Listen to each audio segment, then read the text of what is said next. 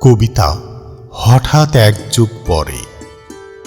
কবি ইকবাল হোসাইন। সেদিন হঠাৎ দেখা, বোধ হয় ওই দিন পৌষের 21 তারিখ হবে হয়তো। প্রচণ্ড শীত, কুয়াশার বুক চিরে শাক শাক গতিতে ছুটে যাচ্ছে দূরপাল্লার গাড়ি। হঠাৎ ছোট্ট কোমল হাতে হাত স্পর্শিত হলো আমার তর্জনী। কাঁধ ফিরিয়ে দেখি ছোট্ট তুলতুলে একজন বাবুসোনা। ইনিয়ে বিনিয়ে বলল ওর নাম কাজল।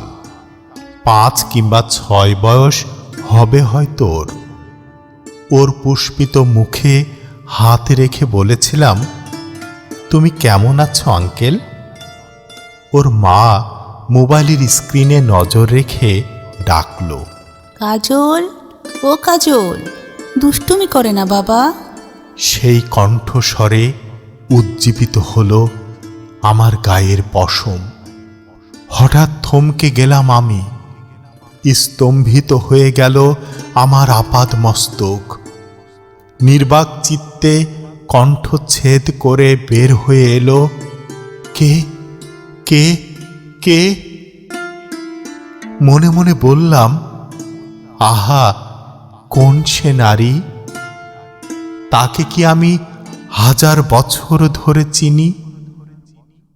তার চেনা গলার সুরে আমার কর্ণচ্ছেদন হলো কেন? তাকে ভীষণ পরিচিত পরিচিত মনে হচ্ছে কেন? শরীর হিমশীতল ঠান্ডা উপেক্ষা করে ঘাম ঝরছে কেন? শীতের পোশাক আলতো করে সরিয়ে ক্ষীণকণ্ঠে সে বলেছিল, আমি নন্দিনী, নন্দিনী গো, নন্দিনী। আমাকে চিনতে পারছো না নন্দনদা? আমি নন্দিনী। আমি তোমার ভালোবাসার সেই নন্দিনী, যাকে তুমি শত সহস্র বছর ধরে চিনতে। দেখো দেখো, আমি তোমার ভালোবাসার সেই নন্দিনী গো, নন্দিনী, যার জন্য একসময় তুমি ধারালো তরবারি হাতে পৃথিবীর সর্বোচ্চ চূড়ায় উঠে যেতে পারতে এক নিমিষে। যাকে পাবার জন্য তুমি একসময় বিশ্বমত্তে বিভোর ছিলে। যার জন্য তুমি সংসার ধর্ম ছেড়ে আজ পথে পথে বিভাগী। আমি তোমার সেই স্বপ্নের সারথি। দেখেছ তো? দেখো, আমি তোমার নন্দিনী, তোমার সেই ভালোবাসার নন্দিনী। আমি 2 কদম হেঁটে গিয়ে নতভঙ্গিতে শ্বাস প্রশ্বাস গভীর করে জিজ্ঞেস করেছিলাম, কেমন আছো গো নন্দিনী? বাস স্টপের বেঞ্চ থেকে চমকে উঠে বিদ্যুৎ গতিতে বলেছিল, অতটা কাছে এসো না, এসো না নন্দনদা, শেষে মন পুড়ে যাবে যে। তারপর নম্রভাবে বলেছিল, হ্যাঁ হ্যাঁ, ভালো, খুব ভালো আছি নন্দনদা। তুমি কেমন আছো দাদা? আমি স্বভাব মতন রুগ্ন ভঙ্গিতে মাথা নেড়ে সমর্থন করলাম। মনে পড়ে কি, প্রায়ক্ষণ এককাল পরে তোমার সাথে দেখা হলো। সে মুখের দিকে এক পলক তাকিয়ে মাথা নিচু করে রইল। নন্দিনী শুকনো গলায় জানতে চেয়েছিল, কেমন আছেন তোমার ঘরের জন? আমি বাকরুদ্ধ কণ্ঠে ঘাড় টান টান সোজা করে বলেছিলাম, না না, কেউ নেই আমার, কেউ নেই। আমি কেবল তোমার স্মৃতি নিয়ে আজও বেঁচে আছি। তোমার আমার ভালোবাসার সংসারে আমি আর কাউকে ঘর বাঁধতে দেইনি গো, দেইনি। এখনো আমার মনের ঘরে তুমি ছাড়া আর কেউ নেই, নেই এবং নেই। প্রতি উত্তরে মাথা নত করে ছেলের হাত ধরে ও বলেছিল, তাহলে এবার আসি নন্দনদা। বলেই এক প্রকার ছেলেকে টেনে হিঁচড়ে বাস অভিমুখে হনহন করে পা বাড়ালো। তার হেঁটে যাবার চিরচেনা দৃশ্য আমি দু চোখ ভরে দেখলাম আর দেখলাম। মনে মনে কেবল ভাবলাম, কত কাছের মানুষ, কত আপন মানুষ অচেনা পর হয়ে যেতে পারে, তা এই দৃশ্য না দেখলে বিশ্বাসই হয় না। নন্দিনী আজ অনেকটা বোবা, পাথরের মতন নির্বাক স্তম্ভিত হয়ে গেছে।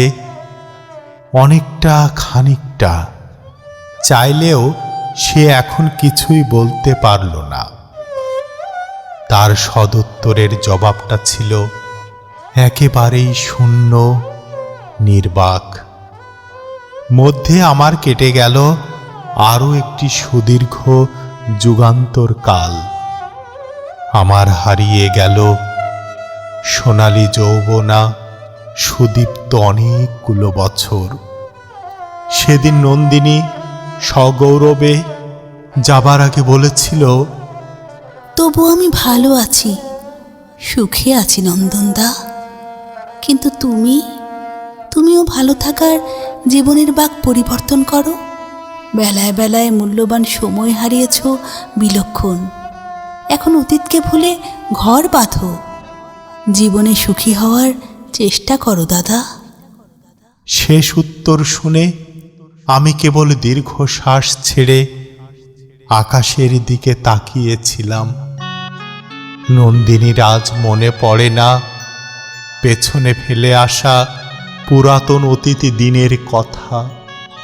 মনে পড়ে না হাতে হাত ধরে কপোতাক্ষের তীর ধরে বহুদূর হেঁটে পথ চলার কথা। মনে পড়ে না রূপালী জ্যোৎস্নার আলোতে স্নান করার কথা। অনেক ইচ্ছের স্বপ্ন মাল্যের কথা। আজ হয়তো তা হারিয়ে গেছে গারদের অলিক নীলকুঠিরের আধারে। তবু এই তো নিয়ম, এই তো জীবন, আর এটাই শাশ্বত এবং চিরসত্য। তারপর আরো হয়তো কেটে যাবে অনেকগুলো বসন্ত, দীঘল কালো রাত্রি। আমার পথে আমি চলেছি উদর, একদম নিঃসঙ্গতায় একা একা। আর তুমি চিত্রায়িত করেছ সুন্দর ভবিষ্যৎ, স্বামী সন্তান নিয়ে সোনালী সংসার। আমার পথে আমি উদ্দেশ্যহীন বিভোর পথিক। মধ্যে পড়ে থাকলো আমার অনেকগুলো কষ্টময় ব্যথা ভরা দীর্ঘশ্বাসের দিবাযামিনী। তারপরেও তুমি ভালো থেকো নন্দিনী। তারপরেও তুমি আকাশের মতন, সাগরের জ্যোৎস্না ধোয়া নীল জলের মতন ভালো থেকো, সুখে থেকো ও আমার প্রিয় নন্দিনী, ও আমার প্রিয় নন্দিনী।